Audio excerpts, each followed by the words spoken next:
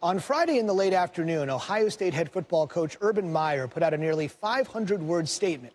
This is domestic violence allegations against former assistant coach Zach Smith threatened to tear the Buckeyes football program, not to mention Meyer's legacy and reputation, apart. We'll get to the statement in just a bit, which addresses why he seemingly misled people at Big Ten Media Days last month with his answer to this question. Urban, you said earlier that you were aware of the incident with Zach in 2009. Your inquiry into 2015 was unfounded. You couldn't find anything. Why fire Zach now if you had kept him on staff after 2009? Well, I'm going to address the 2009 because I've been asked about that. 2009, Zach was an intern, a very young couple. As I do any time that I imagine most coaches or people in leadership positions, you receive a phone call, first thing you do is tell your boss, let the experts do their jobs. We're certainly not going to investigate. It came back to me that what was reported wasn't actually what happened, and so Shelley and I actually both got involved because of our relationship with that family and advised for counseling and wanted to help as we move forward. 2015, I got a text late last night that something happened in 2015, and there was nothing, unless, once again, there's nothing, once again, I don't know who creates a story like that. This is part of the statement I was referencing that Urban Meyer put out on Friday afternoon. Quote, "Here is the truth.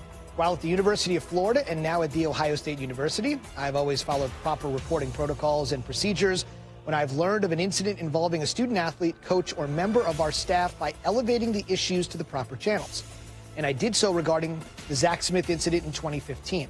I take that responsibility very seriously, and any suggestion to the contrary is simply false. The power of what I say and how I say it, especially regarding sensitive and serious domestic issues, has never been more evident than now. My words, whether in a reply to a reporter's question or in addressing a personnel issue, must be clear, compassionate, and most of all, completely accurate.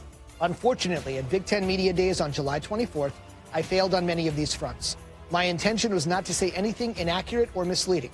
However, I was not adequately prepared to discuss these sensitive personnel issues with the media, and I apologize for the way I handled those questions." End quote. Earlier Friday, our Dan Murphy sat down with the accused Zach Smith. What did you say to Urban Meyer about the 2015 incident? I told him when he asked me he asked me what the hell's going on. I told him, I said, Courtney's accusing me that I committed domestic violence. I didn't. I don't know what's going on, but I'm meeting with the I'm going to go down and meet with the investigator and find out what the deal is. And after that, I told him, I said, they have some pictures of her. Anything that happened to her body was all just defensive movements to remove myself from the situation. And I said, and that's it. And I'm not gonna get charged because I didn't do anything wrong. How did he respond to that? He looked at me and said, I swear to God, Zach, if I find out you hit her, you're done. You're fired.